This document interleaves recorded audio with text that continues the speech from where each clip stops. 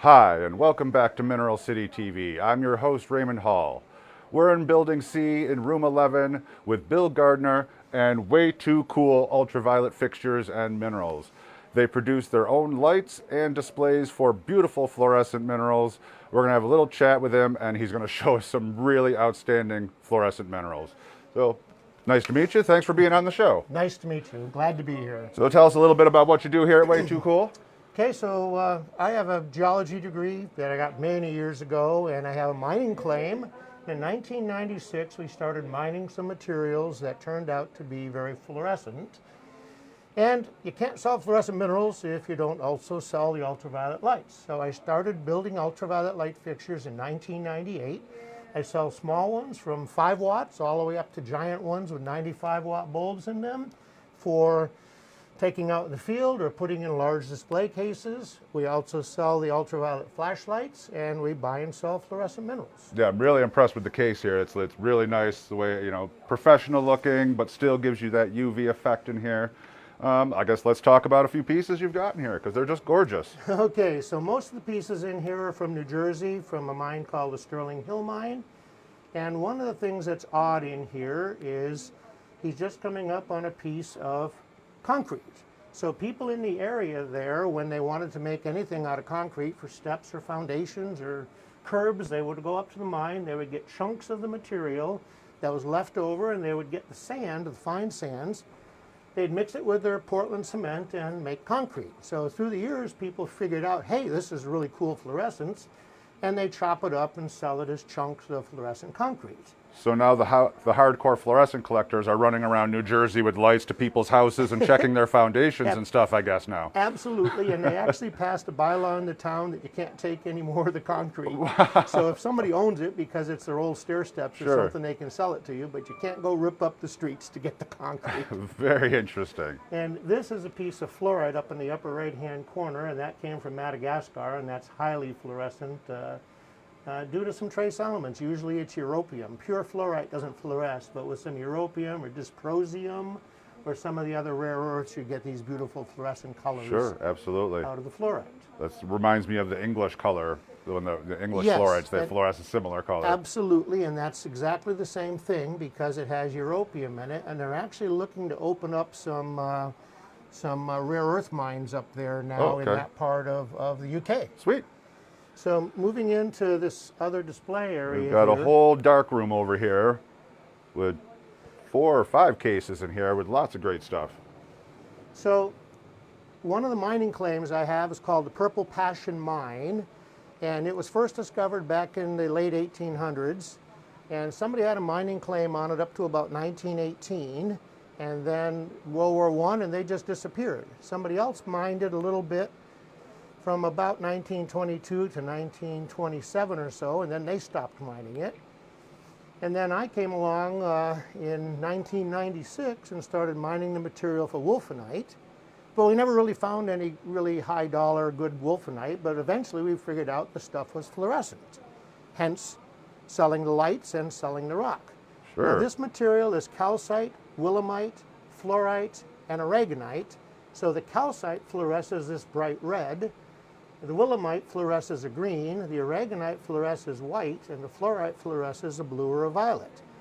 This is one of my light fixtures with a 95-watt shortwave bulb in it and a 95-watt midwave bulb in it. So this material looks like this with shortwave on it. So you see the aragonite willemite mix there. You see some of the reds from the calcite, and you see some of the blues. If we switch to midwave, this is what the material looks like with just midwave UV on it. So you see all the calcite goes a brilliant scarlet and all the fluorite jumps out, but you don't see the aragonite or the willemite. Now if we put both on, we get this spectacular fluorescence out of this particular material. All 4 colors popping out. So that's from my Purple Passion Mine. That's in Yavapai County up near Wickenburg, Arizona. And then another locality here in Arizona that I don't have the mining claim on is this case directly below it. This is material from the Nellie James mine in Sierra Vista, Miller Canyon, And it is the featured article in the Rock and Gem magazine for this month. This month, awesome. Yes. Congratulations. Yes, I did not write the article. Oh, okay. George Pullman All wrote right. the article, but Are some of your pieces in the article, or it's just an article about the region? George's Okay. pieces are in the article. All right. But again, you see the calcite and the willemite. Now you're also seeing some white material, which in this case is hydrozincite, and this red material here, as in this piece here, is smithsonite. So completely different. So this other material, calcite, is an orange, and this smithsonite is actually this bright red. And there's another material present in here, which is sphalerite. And sphalerite goes under long wave UV, this golden color, and it phosphoresces, meaning when you take away the light, it stays glowing for a little while. So here's a little explanation of fluorescence and phosphorescence. So fluorescence is when the ultraviolet is hitting the material and exciting the electrons, and they're jumping up and down, and as they fall back down, they give off the energy of the light that you see. So you can liken that to a rave where people are listening to the music and jumping up and down and shouting along with it. And the phosphorescence is when the music stops and they keep jumping up and down for a little while. And then they realize the music stopped and they stop jumping up and down and shouting. So phosphorescence is the after effect from the fluorescence. Sure. It's a great explanation. All right, next to it, recognizable to New Jersey because, well, I'm not far from there in New York, so I can easily recognize the Franklin and Sterling material, and that sure is what we've got here. Yes, it is. And so some of this willemite actually fluoresces with the long wave flashlights fairly strongly. And there's two more pieces of the concrete material from there at Sterling Hill. And the explanation again, this bright color is where it's 5.5%. So I didn't say that. So calcite fluoresces red if it has between 5.5 and 15% manganese, replacing some of the calcium in the formula. 5.5% gets you this bright orange. Okay. If it's more or less than that, it'll be one of these other colors that we saw in the purple passion material. 5.5 gets you that color, anything else gets you a different red. And the willemite, some of it fluoresces, all of it seems to fluoresce brightly under the short wave, but some of it will actually fluoresce nicely under long wave also. So here's a long wave flashlight, and here's the piece fluorescing under the long wave. And this particular piece does not have any phosphorescence to it, but as you can see, it fluoresces nicely under both shortwave and long wave. The next case is materials from all over the world. Up in the upper left-hand corner, the material that's going pink is calcite from down near Monterrey, Mexico. The material here in the middle is a combination of fluorite and calcite from Peru. And as you can see with the long wave flashlights, the material is just spectacular. Very bright, especially, yeah, when you hit it with that long wave as well.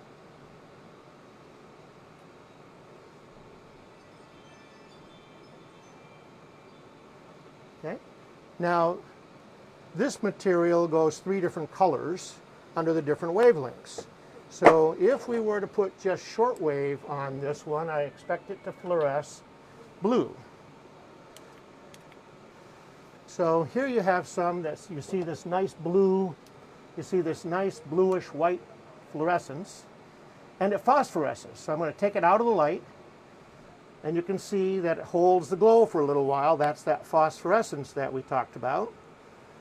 And so that's what the material looks like under the shortwave. Now, if we turn off shortwave and turn on midwave,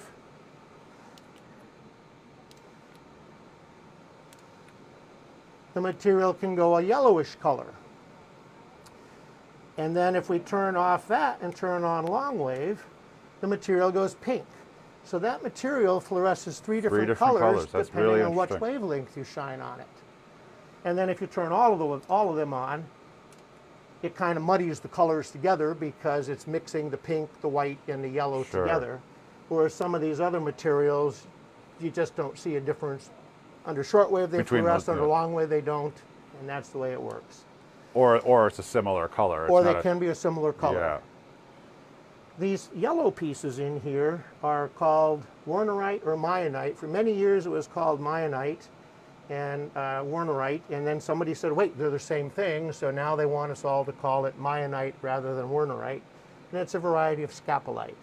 And it fluoresces very strongly under long wave, and these convoy flashlights that we sell will make any of these long wave minerals just jump out at you.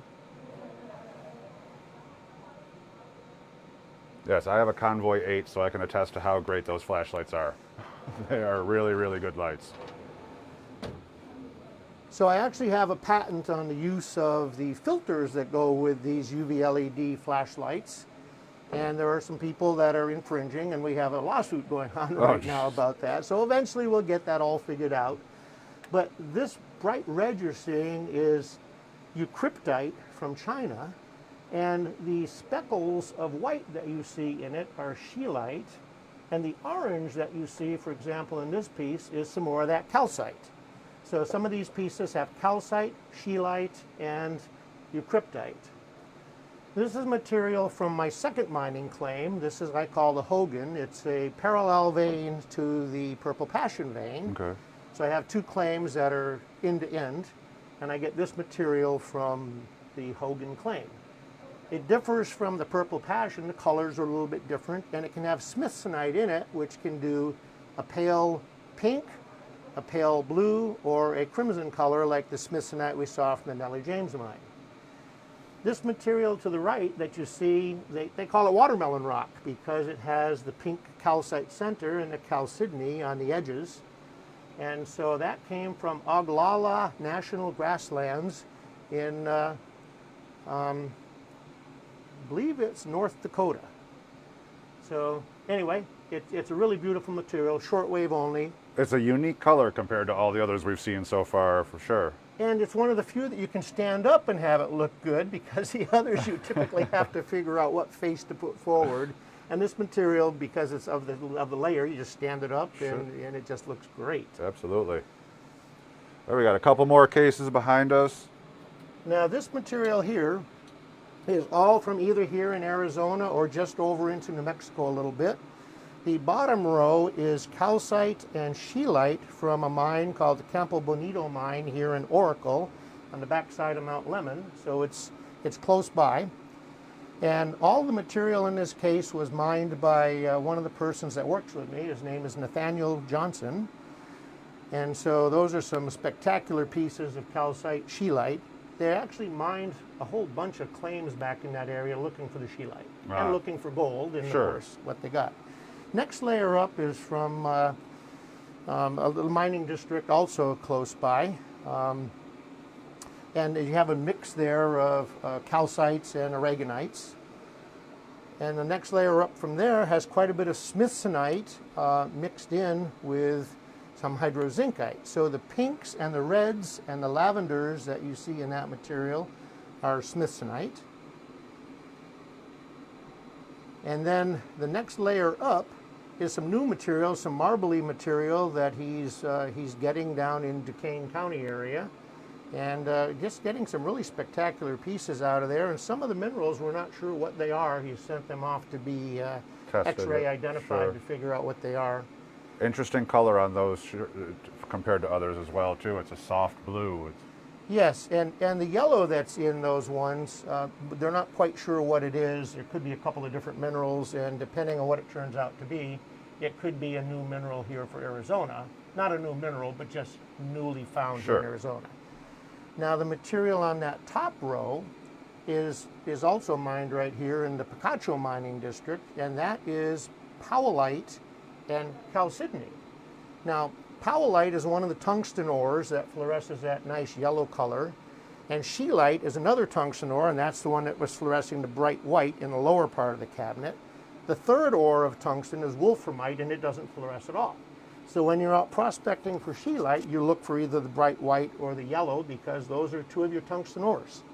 The green that's in with those yellows up at the top is chalcedony, and it's got a uranium activator. Typically, uranium is going to activate many things to fluoresce green like that. Green. Okay. This case here is a mix of materials from all over. The bottom row on the left here is all from the Nellie James mine again in Sierra Vista. The pinks and lavenders on the next shelf up are smithsonite from the El Refugio mine down in Mexico, Sinaloa, Mexico. The reds, greens, and blue combinations are from the Raymert mine right here in Arizona also. And the ones in the top row are from the Helvetia mining district, a combination of calcites and aragonite, a few other things occasionally mixed in. And the pieces all the way over on the right again are more of the material from New Jersey, your calcites, your willemites. The orange material here is clinahedrite. So there's just a variety of minerals in there. There's also some really interesting slicken sides on some of these pieces. So you see the striations on there. That's where one rock rubbed up against the others. It was a fault zone, and it was movement that created that. What's the blue on the center one in the middle shelf there? What's making the blue there? There's some hardestonite in there. So that would be from the Franklin mine rather than the Sterling Hill mine, because hardestonite didn't occur at the Sterling Hill, but only over at the Franklin. Yeah, you don't see that blue as often. That's correct. That's one of the ones that's a little bit odd. They're getting it from there. They're getting it from a place over in Sweden. And that's how that works. Now, for these flashlights, are actually quite nice. As you can see, this flashlight from 18 inches away is lighting up a whole case of that material that goes to 3 different colors. So under shortwave, that would go blue-white. Under the midwave, it would go yellow, and under the flashlight, it goes this pink color. And as you see, there's a whole variety of other long-wave minerals in here. Are we doing time? No, you're fine. You're good. So over on the right-hand side, those red spots are rubies. This material in the middle here is, call it triple T. It's tyrrhodite, tremolite, and talc from Balmat, New York. This is sodalite from Mount St. Hilaire up in Canada. This material is some common opal from right here about 30 miles southwest of Tucson. This material here is all cerussite from over in Morocco. Here we have a mix. Oh, now this is one of those euprolites everybody's talking about. That's some of that sodalite. That's some of the sodalite that they found along the banks of the Great Lakes. And it's really just sodalite that got brought down from Canada by the glaciers, and it got tumble polished by the glaciers and left on anywhere there's glacial deposits there in that Michigan area. You'll find these mixed in with it. The blue is fluorite. This is kind of interesting material. This is root beer colored fluorite, and the petroleum in it is what makes it the root beer color, and the fluorescence is due to the petroleum, and it has a strong phosphorescence on some of the pieces as well. Yeah, everyone saw that fade on the camera. That was a nice fade on that one. And sometimes the fade is a little, let's see if we can find one that's got a better, not quite so well either. They definitely saw it on camera. It was pretty visible. Okay. Very cool. And then these materials are something new to me, and I haven't seen them around before. It's something that really, now that we have these strong flashlights, they're finding more and more things that fluoresce with them that wouldn't normally fluoresce under other stuff. So they were called Oklahoma mud balls. And they were concretions that dried out to be hollow and then filled in with calcite and aragonites and sometimes fluorite and barite. And there's also a strong phosphorescent with this called the brief intense phosphorescence, which will be red. And that's a new find. It's relatively new as far as the fluorescent minerals are concerned. Some people, they've known about them for years, of course, but nobody really picked up. So you can just see the weird patterns in it. You see there's several different layers of the calcite in there. Now let's see if we can get the good red fade on this one.